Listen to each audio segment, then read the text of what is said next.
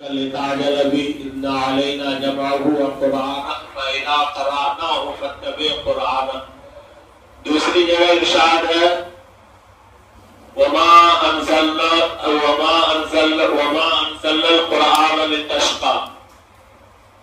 اللہ تبارک و تعالی نے قرآن مقدس کو دشوار بنا کر کے اس کائنات کے اندر نہیں نازل فرمایا، اور قرآن کریم کو ساری کائنات کے لیے آسان بنا کر کے نازل فرمایا. اس کا تذکرہ بھی دوسری جگہ ارشاد ہے،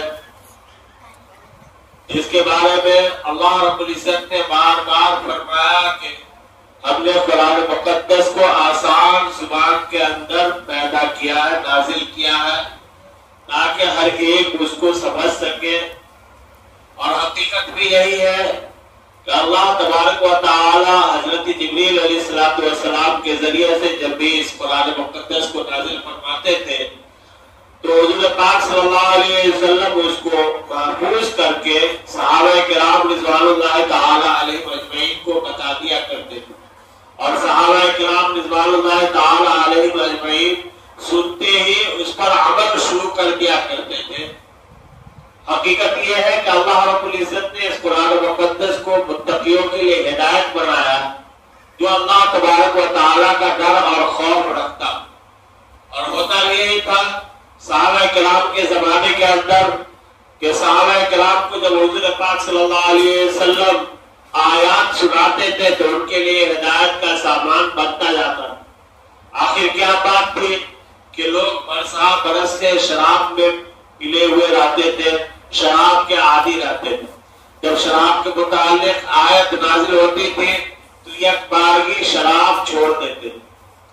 سارے کے سارے سود کی لعنت میں گرفتار ہوا کرتے تھے. سود کی آیت نازل ہوتی تھی، ان لوگوں کی زبان عربی تھی، کسی سمجھنے سمجھانے والے کی کوئی ضرورت نہیں پڑتی تھی. آیت سنتے ہی سود کو حرام سمجھ کر کے اس سے کنارہ کش ہو جایا کرتے. اسی طریقے سے جوا ہے، اسی طریقے سے پردے کی آیت ہے، اسی طریقے سے نماز پڑھنے کے متعلق ہے، روزہ رکھنے کے متعلق ہے، اور دیگر تمام عبادات. بتانا یہ ہے کہ اللہ تبارک و تعالی جس بات کا جس وقت حکم دیا کرتے تھے صحابہ کرام رضوان اللہ تعالی علیہ اجمعین سنتے ہی اس پر عمل شروع کر دیا کرتے تھے. ہمارا اور آپ کے لیے بھی یہ حکم ہے کہ جب آپ نے کلمہ لا الہ الا اللہ محمد رسول اللہ پڑھ کر کے اس بات کا اقرار کر لیا کہ ہم ایک اللہ تبارک و تعالیٰ کو ماننے والے ہیں، اور ہماری زندگی میں صرف اور صرف طریقہ آقا مولا محمد عربی صلی اللہ علیہ وسلم کا ہوگا، تو اس اقرار کے بعد قرآن کریم کی ہر ایک بات پر عمل کریں. آخر کیا بات ہے، اتنی ساری باتیں بتانے کے باوجود، اتنی ساری تقاریر ہونے کے باوجود، اتنے سارے جلسے جلوس اجتماعات ہونے کے باوجود ہمارے دل کے اندر قرآن کے احکامات نہیں اترتے اور ہم اس پر عمل نہیں کر پاتے. حقیقت یہ ہے کہ تقوی ہمارے دلوں کے اندر نہیں. تقوی کیا ہے؟ اللہ تبارک و تعالیٰ کا ڈر اور خوف. سب سے پہلے ہم اپنے دلوں کے اندر جب اللہ تبارک و تعالیٰ کا ڈر اور خوف پیدا کریں گے، جس طریقے سے روزہ کے اندر ہم کو اللہ تبارک و تعالیٰ کا ڈر اور خوف ہے. یا ایھا الذین آمنوا کتب علیکم الصیام کما کتب علی الذین من قبلکم لعلکم تتقون. کہ ایمان والو تمہارے اوپر روزہ فرض کیا گیا جیسا کہ پہلے کی امتوں کے اوپر فرض کیا گیا تھا، تاکہ تمہارے اندر تقوی پیدا ہو. تقوی کیسے پیدا ہو؟ جیسے کہ ہم نے اس کی پریکٹس رمضان کے پہلے دن سے شروع کی اور 30 رمضان تک پریکٹس کرتے رہیں گے. اس پریکٹس کے ذریعے سے اور اس ٹریننگ کے ذریعے سے اور اس کام کو روز روز کرنے کی عادت ڈالنے کے ذریعے سے پورے 11 مہینے کے لیے ہمیں عادت پر جانی چاہیے. وہ ٹریننگ کیا ہے؟ وہ ٹریننگ یہ ہے کہ جس طریقہ سے ہم نے طلوع سحر صبح صادق سے پہلے تک کھانے پینے کو جائز سمجھا اور کھاتے پیتے رہے، اور جیسے ہی سحر کا وقت ختم ہوا اور صبح صادق شروع ہوا ویسے ہی ہم نے کھانا پینا بند کر دیا. اور اس بند کو ہم نے اپنے لیے لازم سمجھا کب تک؟ غروب آفتاب تک. اب جب تک اللہ تبارک و تعالیٰ کا منادی شام کے وقت میں عذاب نہیں دیتا اس وقت تک ہم کچھ نہیں کھاتے پیتے. تو یہ جو ڈر ہے اللہ تبارک و تعالیٰ کا، اور یہ جو صرف اور صرف اللہ کی رضا کو حاصل کرنے کے لیے ہم صبح سے لے کر شام تک کچھ نہیں کھائے اور پیے، اللہ تبارک و تعالیٰ کو یہی مقصود ہے کہ ہر چیز کے اندر اور ہر روز اور ہر لمحہ اور ہر کام میں یہی صورت اللہ تبارک و تعالیٰ کو بندے سے مطلوب ہے کہ ہم تنہائی میں بھی گئے، ہمارے جسم نے پیاس کا تقاضا کیا، ہمارے دل نے بھوک کا تقاضا کیا، کوئی دیکھنے والا نہیں تھا اللہ تبارک و تعالیٰ کے سوا. اس کے باوجود ہم نے اللہ کی رضا کو حاصل کرنے کے لیے بھوک اور پیاس کی شدت کو برداشت کیا اور صبح سے شام تک بھوکے رہے. تو یہی چیز ہماری زندگی کے اندر پورے سال اور ہر لمحہ اور ہر مہینہ اور ہر وقت ہوگا. تو یہی تقویٰ ہے، اور اسی کے بارے میں اللہ رب العزت نے کہا کہ تقویٰ کے حصول کے لیے ہم نے روزہ کو فرض کیا گیا. جب یہ تقویٰ آپ کو حاصل ہوگا تو ہدی للمتقین، ہم متقیوں کے لیے قرآن کریم ہدایت بن جائے گا. یہ قرآن کریم کوئی معمولی چیز نہیں. اللہ تبارک و تعالیٰ نے ایسا تسبیح کے دانوں کی طریقے سے اس کو تسبیح کے اندر پرویا ہے کہ ایک نقطہ، ایک زبر، ایک زیر، ایک پیش یا ایک لفظ یا ایک حرف دائیں سے بائیں کوئی کرتا ہے تو آگے گاڑی نہیں چلتی ہے، پھنس جاتی ہے. یہ ایسا انجن ہے. ٹرین میں چڑھنے کے بعد دیکھے ہوں گے کہ ٹرین کا جتنا بھی قوانین اور ضوابط ہے اس میں سے اگر ایک بھی کوئی سسٹم خراب ہو جائے تو وہ انجن وہی کا وہی پڑا رہ جاتا ہے. ٹھیک اسی طریقے سے قرآن مقدس کے اندر سے کوئی چاہے کہ ہم کوئی ایک حرف یا ایک لفظ دائیں بائیں کر کے آگے بڑھ جائے تو وہ بہت مشکل ہے. اس کی زبان آگے خود ہی نہیں چلتی. یہ اور بات ہے کہ کوئی شخص یہ چاہے کہ وہاں چھوڑ کر کے ہم دوسری پٹڑی پر پکڑ لیں تو وہ پٹڑی پکڑ سکتا ہے، لیکن اس پٹڑی پر چلنا چاہے تو نہیں چل پاتا. اور اس کا تجربہ ہم کو اور آپ کو بار بار ہوتا تھا. حضور اکرم صلی اللہ علیہ وسلم کے بارے میں آتا ہے کہ جب حضرت جبریل علیہ السلام قرآن جب پڑھا کرتے تھے تو حضور صلی اللہ علیہ وسلم جلدی جلدی کرتے تھے کہ کہیں کچھ چھوٹ نہ جائے، کچھ آگے پیچھے نہ ہو جائے. اللہ تبارک و تعالیٰ نے اسی کو کہا لا تحرک به لسانک لتعجل به. اے نبی پاک صلی اللہ علیہ وسلم آپ قرآن کے پڑھنے میں اپنی زبان کو جلدی جلدی کر کے حرکت دینے لگتے ہیں. لا تحرک، آپ حرکت مت دیجئے اور جلدی جلدی کرنے کی کوئی ضرورت نہیں. وَإِذَا قَرَأْنَاهُ فَاتَّبِعْ قُرْآنَهُ، جب ہم پڑھیں گے تو آپ اس کے پیچھے پیچھے پڑھتے چلیے. اِنَّا عَلَيْنَا جَمْعَهُ وَقُرْآنَهُ، ہمارے اوپر اس کو جمع کرنے کی ذمہ داری ہے اور اس کو پڑھنے کی ذمہ داری ہے. گویا کہ یہ اللہ تبارک و تعالیٰ کے ذمہ ہے کہ وہ آپ کو یاد کرا دے اور آپ کے زبان سے ایک بھی حرف یا لفظ یا زیر زبر دائیں بائیں نہ ہو. ٹھیک اسی طریقے سے طالب علموں کی ذمہ داری بھی یہی بنتی ہے کہ وہ اساتذہ کی نقل لگائے، پڑھنے کے انداز میں ہو، الفاظ کی ادائیگی میں ہو، یا اس کو یاد کرنے میں ہو، یا یاد کرنے کے اصول و ضوابط جو اساتذہ بتائے اس کی ذمہ داری کو ادا کرنے میں ہو. ہر ایک چیز کی جب استاد کی رعایت کریں گے تو اس رعایت کے بیس میں شاگرد بھی ویسا ہی تیار ہوگا جیسا کہ حضرت جبریل علیہ السلام کو اللہ تبارک و تعالیٰ نے بتایا. تو اللہ کے اعتبار سے حضرت جبریل علیہ السلام کی شان اور پھر حضور پاک صلی اللہ علیہ وسلم کی شان جو معلم کائنات اور پھر حضور پاک صلی اللہ علیہ وسلم کے بتائے ہوئے طریقے کی صحابہ نے رعایت کی تو وہ آج تک محفوظ ہوتا ہوا ہم اور آپ تک ہے. ہم اور آپ بھی اپنے استاد کے باتوں کی رعایت کریں گے اور اس کو محفوظ رکھنے کی رضائے الہی کے واسطے تقویٰ کے حصول کے ارادے سے اللہ اور اس کے رسول پاک صلی اللہ علیہ وسلم کی محبت کے رکھتے ہوئے قرآن کو پڑھیں گے اور حاصل کریں گے تو انشاءاللہ تا قیامت رہے گا۔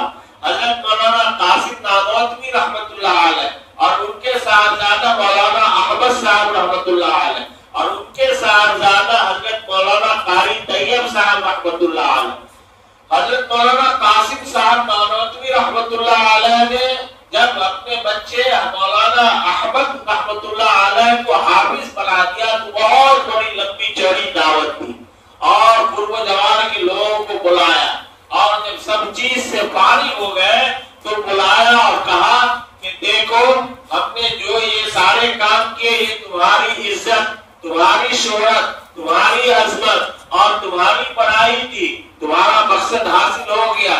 اب جب تک تم زندہ رہو گے اس چیز میں کوئی تمہارا شریک نہیں رہے گا اور اس کو کوئی چھین نہیں سکتا ہے، لیکن میں نے جو تم کو حافظ بنایا یہ حفظ میں نے اپنے لیے تم کو حافظ بنایا ہے، اور وہ یہ ہے کہ میرے لیے تم روزانہ پارہ دو پارہ پڑھو گے، اس کے لیے میں نے پڑھایا، اور یہ پڑھنا ہم کو کل قیامت کے دن کام آئے گا، یہ مقصد تھا۔ چنانچہ حضرت مولانا احمد صاحب رحمۃ اللہ علیہ روزانہ 2 پارہ اوابین کی نماز میں پڑھا کرتے تھے اپنے والد صاحب رحمۃ اللہ علیہ کے ایصال ثواب کے لیے اور ان کی نصیحت کے اعتبار سے۔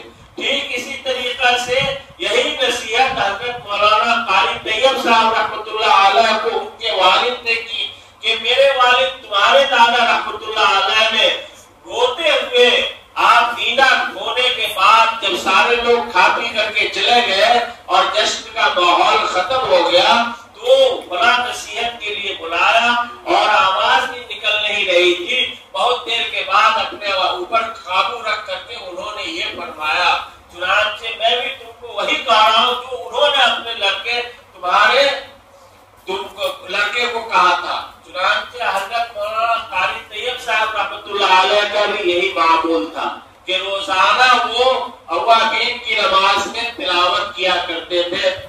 تو کہنے کا مطلب آج جو سب سے بڑی بیماری ہے ہم عوام کے اندر سے اور ہم مدارس کے طلبہ کے اندر سے اور علماء کے اندر سے، عوام ہو یا خواص، سارے اس بیماری کے اندر ملوث ہے کہ قرآن کی تلاوت کا معمول نہیں ہے۔ حالانکہ ہمارا معمول یہ ہونا چاہیے کہ قرآن ہدایت کی کتاب اور ایک عالمگیر کتاب ہے اور ساری دنیا کے لیے ہدایت ہے اور عالمی ہدایت کی کتاب ہے۔ اس اعتبار سے اسی پیش نظر اور اسی اعتبار سے ہم کو اس کی تلاوت کرنے کی فکر کرنا چاہیے، اور جس طریقہ سے انسان دنیا کی زبانوں کو جاننے کے لیے یا دنیا کے مطلبوں کو جاننے کے لیے اور سمجھنے کے لیے پریشان ہوتا ہے اگر کاروبار میں کوئی دقت ہو، یہاں سے چین جائے گا مال لانے کے لیے اور چین میں جائے گا ہم کو مال خریدنا ہے، جس سے خریدنا ہے اس کی زبان نہیں جانتے ہیں تو ہم اس کی زبان جاننے کے لیے یا اس کا ترجمہ کرنے کے لیے کسی نہ کسی کا سہارا لیں گے، پھر وہاں سے مال خرید کر کے لائیں گے، پھر ایکسپورٹ ہوگا یہاں پہنچے گا، پھر انڈیا آ جائے گا، کوئی بات نہیں ہے، پھر یہاں تو سب اپنی زبان جاننے والا۔ لیکن قرآن کی تلاوت ہم کرتے ہیں اور قرآن کی آیات کا جو مطلب نہیں جانتے ہیں تو ہم کو کبھی فکر نہیں ہوئی کہ کبھی ہم ایک آیت پڑھ کر کے دیکھیں اس کے نیچے اس کا ترجمہ کیا لکھا ہو۔ اگر ہم انگلش پڑھنا جانتے ہیں تو انگلش میں بھی ترجمہ ہے، ہندی پڑھنا جانتے ہیں تو ہندی میں بھی ترجمہ ہے، اردو پڑھنا جانتے ہیں تو اردو میں بھی ترجمہ ہے۔ اس اعتبار سے ہمیں اس بات کی کوشش کرنا چاہیے اگر ہم ایک ہی آیت کا روز تلاوت کر کے اس کا ترجمہ پڑھ کے محبت کی نظر سے بن کر کے رکھ دیں گے، پھر صبح دوسری آیت کا ہم ترجمہ تلاوت کر کے پڑھ کر تو بھی سال بھر میں کتنا پارا ہو جائے۔ اس لیے جس طریقے سے دنیا کے کاموں کی ہمیں اہمیت ہوا کرتی ہے، ہمیں اس دین کے کام کی اور دین کے کام کی نہیں بلکہ اپنے کام کی اور اپنی دنیا اور آخرت کو سنوارنے کے لیے اور اس کا فیض اپنے اہل و عیال میں عام ہونے کے لیے اور اہل و عیال کے اندر اس کا فیض آئے گا، اس کو اس کا فیض ملے گا اور ہمارے بچوں پر اچھے اثرات پڑیں گے، ہمارے محلے میں اچھے اثرات پڑیں گے ہمارے سماج میں اچھا اثر پڑے گا، ہمارا معاشرہ اچھا ہوگا۔ ان تمام نیتوں کو پیش نظر رکھتے ہوئے ہمیں اس بات کی طرف دھیان دینا چاہیے۔ اللہ رب العزت ایک حرف کے بدلے میں 10 نیکی دیتا ہے، اور ایک حرف جو الف ہے تو الف ایک حرف نہیں، روایت میں آتا ہے کہ الف لام اور فا، اس طریقے سے 3 حرف ہوا تو 30 نیکی ہوئی۔ تو ہم پڑھیں گے الف لام میم، تو ہمارے حساب سے یہ 3 حرف ہوا، الف ایک لام ایک میم ایک، تو 30 نیکی ہوئی۔ اب محدثین اور مفسرین فرماتے ہیں کہ یہ 3 حرف نہیں ہے، 9 حرف ہے۔ یہ کتنا ہے؟ الف میں الف لام فا، لام میں لام الف میم، اور لام میم بولے تو میم یا میم، تو 3 یا 9 حرف ہو گئے۔ اب 9 حرف کا 10 کے حساب سے 90 نیکی ہوئی، اور یہ تو ہم کو سمجھانے کے لیے تعداد ہے تاکہ ہماری مارکیٹ چلتی رہے، یہ کتنے کا تو وہ کتنے کا۔ باقی اللہ رب العزت اپنے خزانے سے بے شمار نیکیاں عطا فرماتے ہیں۔ تو ایسی سستی نیکی جس کے حاصل کرنے میں ہمارا کچھ بھی خرچ نہیں ہو، بس یہ ہے کہ کہیں نماز پڑھنے آئے، الٹا کر کے ہم نے جو ہے 2 منٹ کا وقت فارغ کیا تو 4 آیت پڑھ لیا یا 1 صفحہ پڑھ لیا، بند کر دیا، پھر دوسری نماز میں آئے آدھا صفحہ پڑھ لیا، پھر تیسری نماز میں آئے 2 لائن پڑھ کے رکھ دیا۔ جب ایسی سہولت میسر ہوئی، 5 نماز میں اگر 1 لائن بھی پڑھے تو آدھا صفحہ ہو گیا، آدھا صفحہ بھی روز پڑھیں گے تو کم سے کم مہینہ ہی میں صحیح 1 پارہ تو ختم ہوگا، لیکن اس کی طرف توجہ عام طور پر ہم نہیں دیتے ہیں۔ اللہ رب العزت ہمارے بچوں میں قرآن کو یاد کرنے کا اور اس قرآن کو یاد کرنے کے بعد محفوظ رکھنے کا سلیقہ عطا فرمائے اور توفیق عطا فرمائے۔ آج دنیا کے اندر جتنی بھی نت نئی برائیاں جنم لے رہی ہیں، ان تمام برائیوں کا بھی نشانہ یہی ہے کہ انسان کی توجہ عبادت کی طرف سے اور خاص کر قرآن کی طرف سے ختم ہو کر کے دنیا کی یہ ساری فتنوں اور ساری برائیوں کی طرف بالکل رہے، تاکہ انسان دین سے دور ہو جائے۔ اور یہی یہود و نصارہ کی سازش ہے۔ اب یہود و نصارہ کی سازش ہے، تو اس سازش کو ہم کامیاب ہونے دیں گے یا نہیں دیں گے، یہ تو ہمارا کام ہے نا۔ لوگ لاکھ چلاتا ہے کہ تم ایمان سے ہٹ جاؤ، لیکن اس کے باوجود ہم ایمان پر قائم رہتے ہیں اور ایمان کے لیے کوشش کرتے ہیں۔ تو اسی طریقے سے ہم کو ہر لائن سے یہ چیز کا ثبوت دینا پڑے گا کہ ہم ایمان پر قائم ہیں، خواہ پہننے اوڑھنے کے اعتبار سے ہو، یا اپنے وزن قطع کے اعتبار سے ہو، یا اپنی بزنس کے حساب سے ہو، یا اپنے معقولات اور مشروبات کے حساب سے ہو، یا کھانے پینے کے طور طریقے کے حساب سے ہو، یا چلنے پھرنے کے اعتبار سے ہو، یا رہن سہن کے اعتبار سے ہو، یا شادی بیاہ کے اعتبار سے ہو۔ ہر لائن سے جب اس چیز کا ثبوت پیش کریں گے کہ نہیں ہم کلمہ پڑھنے والے ہیں، ہمارا الگ ہے، اس کے کرنے سے یا اس کے سننے سے یا اس کے کرنے سے ہم کو کوئی فرق نہیں پڑتا، وہ اس کا دین ہے، وہ ہمارا دین ہے۔ لنا اعمالنا ولکم اعمالکم، جو لکا دینوں کا ولی دین، تمہارے لیے تمہارا دین، ہمارے لیے ہمارا دین، تمہارے لیے تمہارا اعمال، ہمارے لیے ہمارا اعمال، اس سے کچھ لینا دینا نہیں ہے۔ کلمہ لا الہ الا اللہ محمد رسول اللہ کا طریقہ الگ ہے، ہم کو اس پر عمل کرنا ہے، نہ کہ دنیاوی طور طریقوں پر عمل کرنا ہے۔ تب جا کر کے ہمارا دین بھی مکمل ہوگا، ایمان بھی مکمل ہوگا، اور ساری چیزیں مکمل ہوگی۔ ہماری صرف اور صرف غفلت اور کوتاہی یہی ہے کہ ہم ہر چیز کے اندر جب کوئی سخت سے سخت مسئلہ پوچھنا ہوتا ہے تو نماز خراب ہو گئی تو مسئلہ تو پوچھتے ہیں کہ نماز ہوئی کہ نہیں ہوئی، اور نکاح اور طلاق کا مسئلہ تو پوچھتے ہیں، لیکن اس کے علاوہ دوسرا مسئلہ پوچھنے کی ہمیں ضرورت نہیں پڑتی۔ مثال کے طور پر وراثت کا مسئلہ، کیوں؟ اس لیے کہ اس کے اندر مال بانٹ کے دینا پڑے گا۔ ٹھیک اسی طریقے سے کاروبار کا مسئلہ، کیوں؟ اس لیے کہ اس میں مسئلہ پوچھے تو مولانا صاحب اگر کہیں کہہ دیے کہ ایسا کرنا حرام ہے، اس طریقے سے نہیں کرنا ہے، تو پھر ہماری آمد کم ہو جائے گی۔ اسی طریقے سے دیگر اور مسئلے، ہماری ذمہ داری یہ بنتی ہے کہ دنیا کے اندر جو بھی کام کرے ہم اپنے دین کے اعتبار سے کریں۔ ہمارا اٹھنا بیٹھنا، اوڑھنا بچھانا، کھانا پینا، شادی بیاہ، ہر ایک مسئلہ دین کے اعتبار سے کیسے گزرے گا، کرنے والے بن جائیں گے تب کلمہ کا بھی فائدہ ہوگا، قرآن کا بھی فائدہ ہوگا، اور قرآن کے ہمارے بچوں کے اندر تعلیم کا بھی فائدہ ہوگا۔ اللہ رب العزت کہنے سننے سے زیادہ ہمیں اعمال صالحہ کی توفیق عطا فرمائے۔ اور ہم بلا رہے ہیں اب ہم سب کے سب سے بڑے اور سرپرست حضرت مولانا محمد ابراہیم صاحب دامت برکاتہم کو، وہ آئیں گے اپنے دعائیہ چند کلمات سے مختصر سے وقت میں نواز کر کے دعا فرمائیں گے۔